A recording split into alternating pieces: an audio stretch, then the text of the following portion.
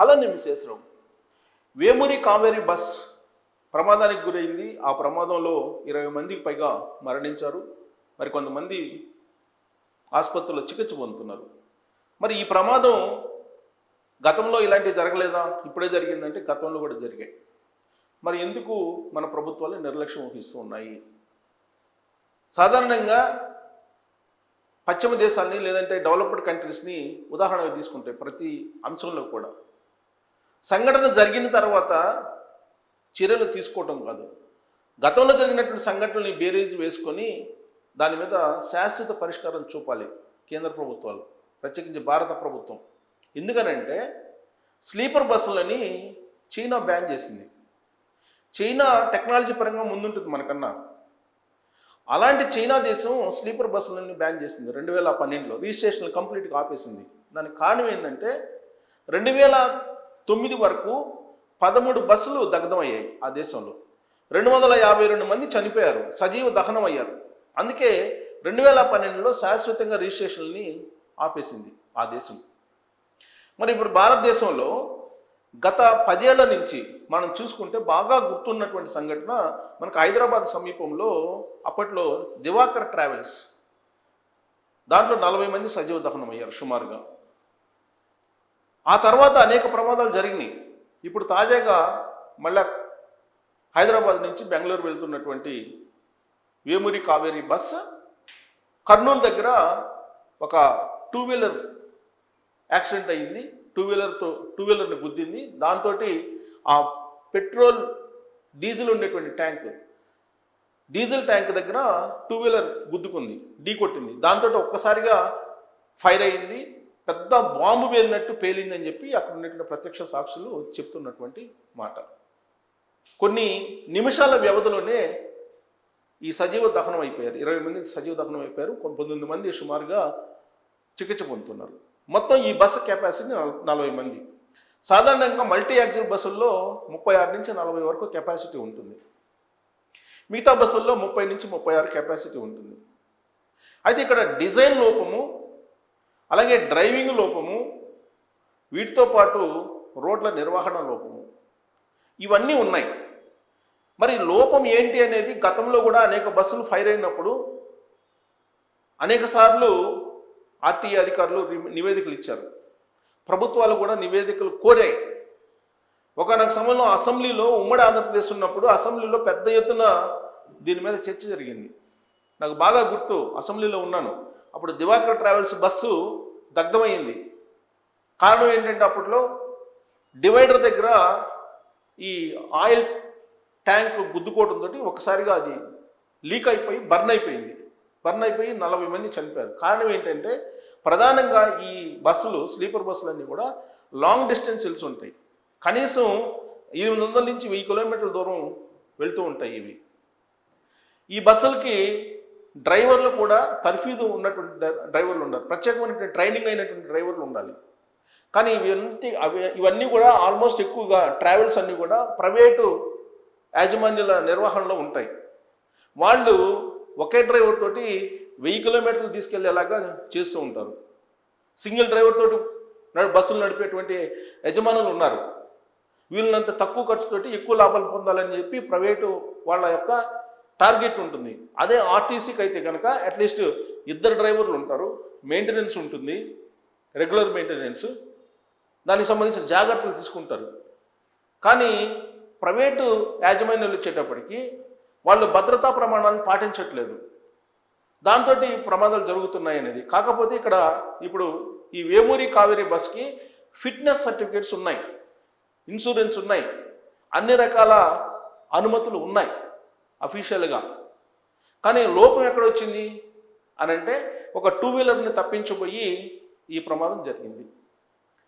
అయితే ఈ ప్రమాదం జరిగినప్పుడు తప్పించుకోలేరా అని అంటే బస్సు డిజైన్లోనే లోపం ఉంది అని చెప్పి ఇంజనీరింగ్ సిబ్బంది కొంతమంది చెప్తున్నట్టు అనమాట. ఎందుకనంటే ఈ స్లీపర్ బస్సులకి మీరు లోపలికి వెళ్ళేటప్పుడుగా చూస్తే కనుక 2.5 ఫీట్స్ అంటే 2.5 అడుగుల గ్యాప్ మాత్రం ఉంటుంది. అంటే ఒక్క మనిషి మాత్రం వెళ్ళగలడు, ఇంకొక మనిషి ఎదురు వెళ్ళి తప్పి మళ్ళీ పక్కకు వెళ్ళలేనటువంటి పరిస్థితి. ఇంకొక మనిషి పక్కకు వెళ్ళాలంటే ఈ సీట్లోకి వెళ్ళాలి, లేదా ఈ పక్కకు జరగాలి. అంటే ఒక మనిషి వెళ్ళేటువంటి గ్యాపే ఉంటుంది. ప్రమాదం జరిగినప్పుడు ఇమీడియట్గా తప్పించుకోవాలని అంటే కనుక వాళ్ళు వెంటనే బయటికి వెళ్ళేటువంటి మార్గం ఉండాలి. ఒకటే మార్గం ఉంటుంది, ఎగ్జిట్. ప్రమాదం జరిగినప్పుడు ఒకటేమో ఎగ్జిట్ ఉంటుంది. కానీ ఈ లాంగ్ వెళ్ళేటువంటి బస్సుల్లో జనరల్గా ఇవి 8 గంటలకో 10 గంటలకి అలా బయలుదేరుతూ ఉంటాయి. ఎగ్జాక్ట్గా 8 o'clock వచ్చేటప్పటికి వాళ్ళకి లంచ్ డిన్నర్ అరేంజ్ చేస్తుంటారు. డిన్నర్ అరేంజ్ చేసినప్పుడు డిన్నర్ తీసుకుంటారు. డిన్నర్ తీసుకున్న తర్వాత వాళ్ళు నిద్రపోతారు. సహజంగా నిద్రపోయిన తర్వాత దాదాపుగా బయలుదేరినటువంటి 3-4 గంటలకి నిద్రలోకి వెళ్ళిపోతారు ఎవరైనా సరే. నిద్రకి వెళ్ళినప్పుడు ప్రమాదం జరగగానే వెంటనే మేల్కొని పరిగెత్తే పరిస్థితి ఉండదు. ఒకవేళ పరిగెత్తాలన్నా కానీ ఇది చిన్న రహదారి మాత్రం ఉంటుంది పోవడానికి, కారిడార్ లాగా చిన్నది ఉంటుంది. ఈ రహదారిలో వెళ్ళారు. పైగా కింద ఉండేటువంటి స్లీపర్ల కింద ఉండేటువంటి బెర్తలు ఉంటాయి కదా, వాళ్ళైతే ఇమీడియట్గా వెళ్ళగలరేమో కానీ పైన బెర్తల్లో ఉండేటువంటి వాళ్ళు అసలు దిగడానికి కూడా అవకాశం ఉండదు ప్రమాదం జరిగినప్పుడు. అంతా బాగున్నప్పుడే పైన వాళ్ళు దిగాలంటే కనుక ఇక్కడ ఈ క్యారిడార్లో ఎవరు రాకుండా ఉండాలి. కానీ ప్రమాదం జరిగినప్పుడు అందరూ ఈ క్యారిడార్లో ఉంటారు కాబట్టి పైన వాళ్ళు ఇమీడియట్గా దిగడానికి అవకాశం ఉండదు. పైగా ఎమర్జెన్సీ ఎగ్జిట్ నుంచి బయటికి వెళ్ళడానికి కూడా వాళ్ళకి అవకాశం ఉండదు. ఎమర్జెన్సీ ఎగ్జిట్ ఒకటి మాత్రమే ఉంటుంది, 1 లేదా 2 ఉంటాయి. ఈ ఎమర్జెన్సీ ఎగ్జిట్లో నుంచి వెళ్ళడం అనేది యంగ్స్టర్స్కి ఏమైనా అవకాశం ఉంటుందేమో కానీ బట్ కొంచెం ఏజ్డ్ పీపుల్కి అసాధ్యం, అది జరగనటువంటి పని. అంటే ఇది డిజైన్ లోపు. ఇక బస్సు ఎత్తు వచ్చేసి 8 నుంచి 9 అడుగులు ఉంటుంది బస్సు ఎత్తు. ప్రమాదం జరిగినప్పుడు ఇమీడియట్గా దాన్ని ఆ మంటలను ఆర్పడానికి బస్సు హైట్ ఉంటుంది కాబట్టి ఇమీడియట్గా ఆర్పలేరు. ఇవి సాంకేతికమైనటువంటి లోపాలు. ఇక బస్సు డ్రైవర్, ఈ బస్కి దాదాపుగా స్పీడ్ వెళ్తున్నటువంటి క్రమంలో ఫైన్లు పడిన చలానాలు చాలా ఉన్నాయి. హై స్పీడ్ వెళ్తున్నటువంటి చలానాలు ఉన్నాయి ఈ బస్కి, ఆల్రెడీ గుర్తించారు. ప్రమాదం జరిగినప్పుడు ఫస్ట్ 2 మినిట్స్ కూడా 2 seconds, ఫస్ట్ 2 seconds కనుక డ్రైవర్ అలర్ట్ లేకపోతే ఇది అదుపు తప్పు వెళ్తుంది. ఎందుకంటే మినిమం 120 వెళ్తారండి. మల్టీ యాక్సిల్ బస్సులు మినిమం 120 kilometers వెళ్తారు. మినిమం నేను చెప్పేది 100-120 మధ్యలో వెళ్ళిపోతూ ఉంటారు. ఆ స్పీడ్లో ఫస్ట్ 2 seconds కనుక డ్రైవర్లు అలర్ట్గా లేకపోతే డెఫినెట్గా ఇప్పుడు జరిగినటువంటి 2-wheelerని గుద్దేశాడు. సో అలాంటి సంఘటనలు జరిగినప్పుడు ఇలాంటి ప్రమాదాలే జరుగుతాయి. ఇక ఇప్పుడు కొంతమంది బస్సు నిర్వాహకులు చెప్పేది ఏంటంటే ల్యాప్టాప్లు తీసుకొస్తున్నారు. ఈ ల్యాప్టాప్లు ఛార్జింగ్లు పెడుతున్నారు. ఛార్జింగ్లు పెట్టినప్పుడు అక్కడ యూపీఎస్ మీద లోడ్ పడుతుంది, ఆ కారణంగా కూడా ఫైర్ అవుతున్నాయి అని చెప్పి, అది కూడా ఒక కారణం అని చెప్పి ఇప్పుడు చెప్తున్నారు సాంకేతిక నిపుణులు. ఎందుకంటే జనరల్గా హైదరాబాద్ బెంగళూరు అంటే అందులో వీకెండ్.